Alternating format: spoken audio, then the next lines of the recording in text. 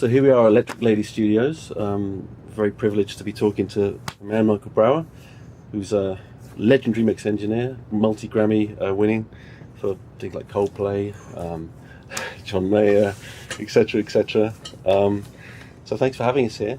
We just wanted to chat about, how did you get from being a young engineer to sitting in a fantastic studio like Electric Lady and with Grammys to your name, and how did you start? And being lucky to work with the bands that gave me those Grammys. Without good music, I'm just sitting here all alone. It's going to be very lonely. So I was looking for a new room. And Lee Foster, the manager of Electric Lady, offered me this room.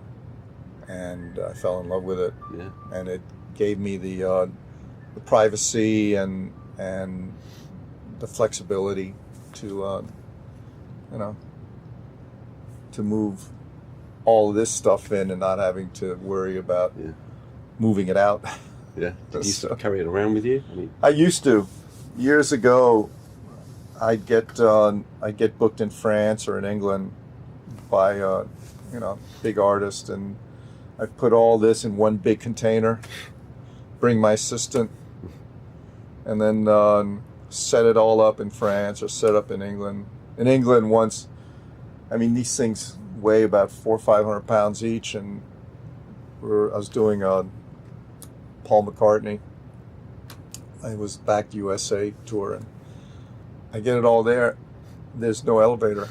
Oh. So they hired these big soccer players, and they took each one of these and took them upstairs, and I'm like, oh man, please don't drop them. And was that the point you started getting into plugins? Yeah. So that was one of the last trips. After that, I thought, I was always based in one studio, but I just decided at that point I'd done enough traveling. Yeah. It's, and also there's a point where the artists don't have to be at the session anymore. It's I'd say it's probably 60% of the time now I'm doing Nicecast and video chat. Less and less clients are here. So I'm still working with the artist. I'm still looking at them. We're still communicating, but they're not present. Yeah. So why move? So when did you, I was joking earlier, but when did you start getting into plugins? Obviously you're a huge hardware user. For me, there wasn't really a need to be using the plugins. If a session came where plugins were already in, then fine, I didn't need to take it out, because one of the things that became important when I was recording a guitar, I would have the direct signal, and then I would have the microphone for the room and for the amp, and those were the sounds. I wouldn't then give somebody a track and the multi-track and just give them the direct. And the whole thing with plugins is more and more people weren't using microphones to get their sound. They'd have the direct, and then they'd have their plugin that's an emulation of whatever amps they wanted. Sure. And I would get that, and sometimes people would send me sessions with the plugins off, so all I had was a direct, which is ridiculous. So that's the point where obviously plugins is part of the sound, and I should get the file with it, because that is a sound. They spent hours and hours on the amp sound on their plugin. Whether it's me out there with a microphone or you tweaking the right plugin, there's no difference. And so that's where plugins obviously were integral to the sound, the source. And one of the first plugins that I really was searching out for, because I couldn't really find a successful hardware approach, was de-essing. Right from the beginning, those bright S's were something that we always had to address. And I used the DBX, whatever first came out, the DBX, and then moved on to other choices. I think eventually the one that I had the most success with was the SPL, the transient de-esser. And that worked on a different approach where you're phasing out those things. And they all had, they were successful, but I was really hoping that someday there would be a plug-in. And I think the first one that came out was the Waves Renaissance. Maybe there's something else. But we used that to a certain success. And then it was really when your Oxford came out that I was happy, because I really wanted it as natural as possible. And Ryan, my assistant, was one who played with it for hours and hours and hours.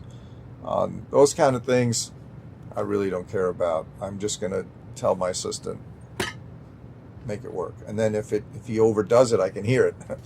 But he knows, obviously, what's going on, and what I'm hearing is something very natural. Yeah. And that's, at the end of the day, that I just felt that the this is our go-to. That's our default.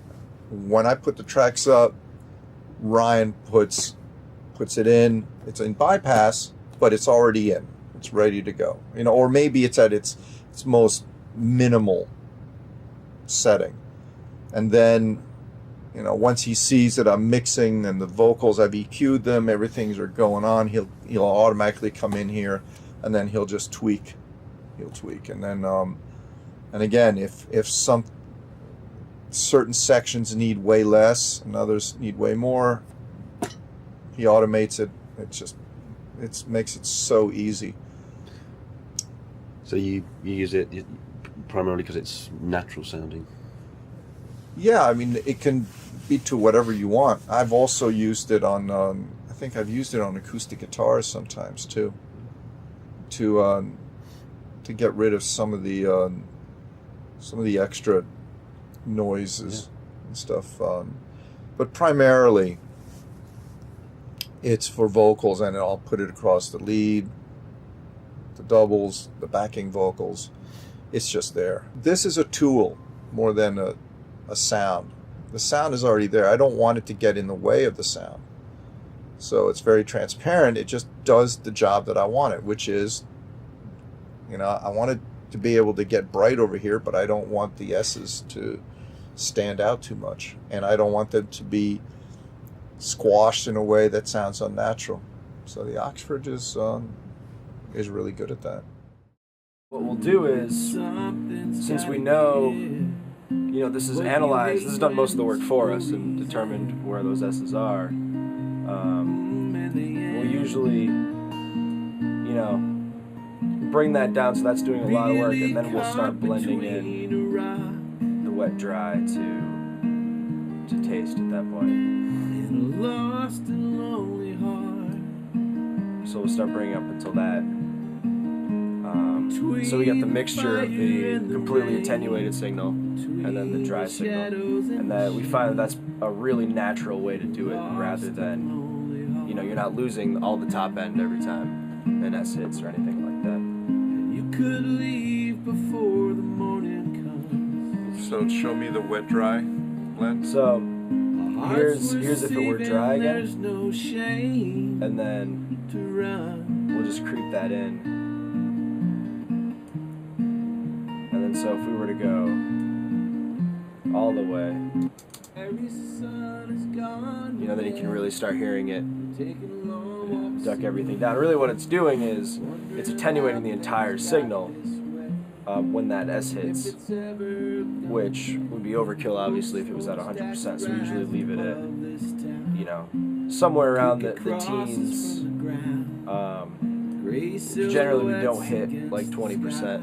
Interesting. And you got no more tears to cry.